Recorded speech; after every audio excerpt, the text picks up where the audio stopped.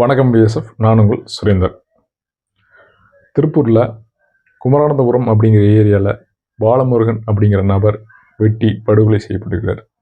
ஒரு முக்கியமான தெருவில் ரோட்டுக்கு முன்னாடியே அவர் வெட்டி படுகொலை செய்யப்பட்டிருக்கிறார். இதை பற்றி எப்படி அக்கம் பக்கத்தில் தெரியாமல் போச்சுங்கிறது தெரியல. ஒருவேளை இந்த கொலை அதிகாலையில் நடந்தது இல்லை நடு இரவுலையே நடந்ததுனால அது தெரியாமல் போச்சா அப்படிங்கிற தகவல் ஒன்றும் முழுசாக வரல. ஆனால் அங்கே இருக்கவங்க பக்கத்தில் யாருக்கா தெரியல. சரி, என்ன நடந்திருக்கு, யார் இவர் அப்படின்னு விசாரிக்கும்போது பாலமுருகன் இந்து முன்னணியில் வடக்கு வழக்கறிஞரணி ஒன்றிய தலைவராக இருந்துக்கிறார். அது மட்டும் இல்லாமல் அதே ஏரியாவில் ஃபைனான்ஸ் பண்ணிட்டு இருந்துக்கிறார். இப்படி இருக்கும்போது நேற்று யாரோ ஒருத்தர் ஒரு ஃபோன் கால் வந்துருக்குது. நைட்டு வீட்டில் தான் இருந்துக்கிறாரு. ஒரு ஃபோன் கால் வந்துருக்குது மிட் நைட்டில். அந்த ஃபோன் கால் அட்டன் பண்ணி பேசினவர் அங்கேருந்து கிளம்புனதாக சொல்கிறாங்க. அதுக்கப்புறம் வீடு திரும்பவே இல்லை. இந்த நிலைமையில் அதிகாலையில் மக்கள் அங்கே ஒரு ரத்த வெள்ளத்தில் இருக்க ஒரு சடலத்தை பார்க்குறாங்க. அதனால் போலீஸுக்கு ஃபோன் பண்ணுறாங்க. அதே சமயத்தில் யார் என்ன ஏதுன்னு பார்க்கும்போது அது பாலமுருகன் தான் கன்ஃபார்ம் பண்ணுறாங்க. அதை கன்ஃபார்ம் பண்ணி அவங்க அப்பா கிட்ட போய் சொல்கிறாங்க. அவங்க அப்பா என்ன சொல்கிறார், இல்லைப்பா இவங்க இங்கே தான் படுத்துருந்தா பாருங்கள், தொலைவி பாருங்கிறார். அங்கே பார்த்தோம்னா பாலமுருகன் இல்லை. அதுக்கப்புறம் அவங்க அப்பாவை கூட்டிகிட்டு காட்டிக்கிறாங்க. இந்த கொலை எதுக்கு நடந்தது, என்ன விவரங்கிற தகவல் இது வரைக்கும் தெரியல. முன்விரோதம் சம்மந்தப்பட்டு நடந்ததா இல்லை கொடுக்கல் வாங்கல ஏதாவது தகராறா அப்படிங்கிறது விசாரணை போயிட்டுருக்கு. எப்படி அக்கம் பக்கத்தில் இருக்கவங்களுக்கு தெரியலைங்கிறது தான் சந்தேகமாக இருக்குது. இதுதான் எப்படின்னா, நேற்று முன்தினம் அதாவது திங்கட்கிழமை அன்னைக்கு மயிலாடுதுறையில் ஒரு கொலை. அது பட்ட பகல்லையே கூட ஆள் இருக்கும்போது இது நடந்து முடிஞ்சிருக்கு. மயிலாடுதுறை மாவட்டம் நீடோரை சேர்ந்தவர் முகமது ஹாலிக். இவருக்கு வயசு 36 ஆகுது. மயிலாடுதுறையில் இருக்கக்கூடிய ஒரு உணவகத்தில் சமையல்காரராக வேலை செஞ்சிட்ருக்காரு. ஒரு மண்டபத்துக்கு பக்கத்தில் ஒரு மரத்தடியில் இவரோட நண்பர்களோட உட்காந்து பேசிகிட்டு இருக்காரு. அந்த நேரத்தில் பைக்கில் 2 பேர் வர்றாங்க.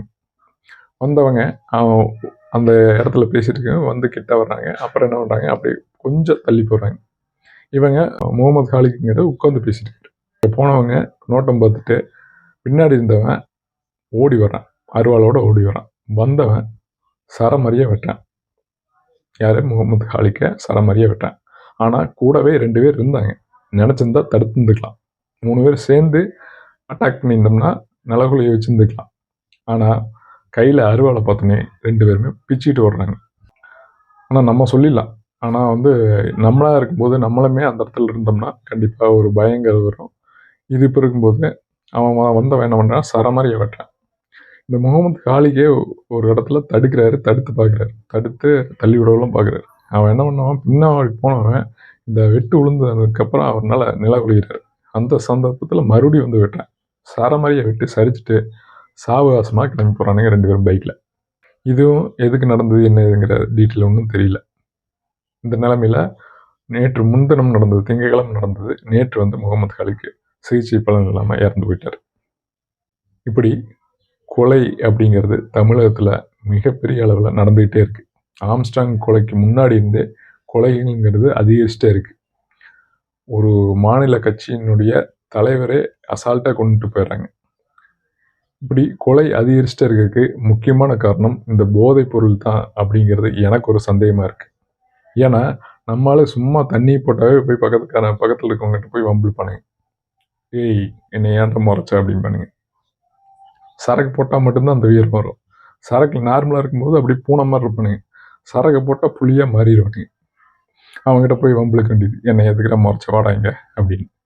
அப்போ இந்த ஒரு சாராயத்தில் இருக்கக்கூடிய போதைக்கு எப்படின்னா, இப்போ தமிழ்நாட்டில் கஞ்சா, ரீசெண்டாக நம்ம கேள்விப்பட்டோம் ஸ்ரீகாந்த் கொக்கைன் யூஸ் பண்ணது, கொக்கைன், மெத்தபட்டமின், இந்த மாதிரி போதைப் பொருளுங்கிறது பெருகிட்டே போகிறத நம்ம கண்கூட பார்க்குறோம்.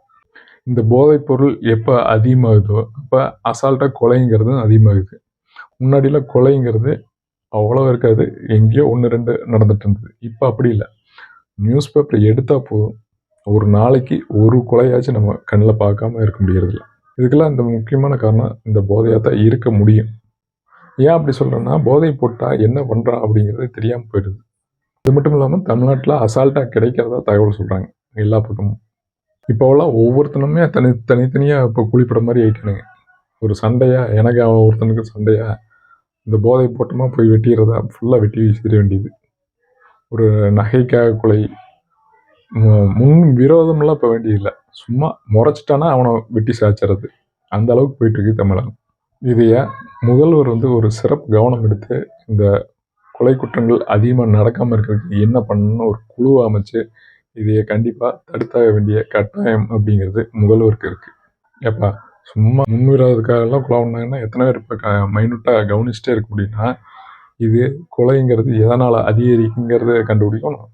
என்ன காரணம், பின்புலத்தில் இந்த போதைப் பொருள் தான் இருக்கா, இந்த போதைப் பொருளை எப்படி தடுக்கிறது, இந்த மாதிரி கொலை குற்றங்களை எப்படி குறைக்கிறது, இது ஃபுல்லாக ஒரு ஒரு குழு மூலமாக முடிவு பண்ணி அதுக்குண்டான நடவடிக்கை எடுத்தால் மட்டும்தான் இந்த கொலைங்கிறது குறையறதுக்கு உண்டான வாய்ப்பு இருக்குது. தமிழகம் அமைதி பூங்கான்னு சொல்லிட்டு இருந்தது போக ஆளுக்கு கொலை அப்படிங்கிற ரேஞ்சுக்கு வந்துடும்.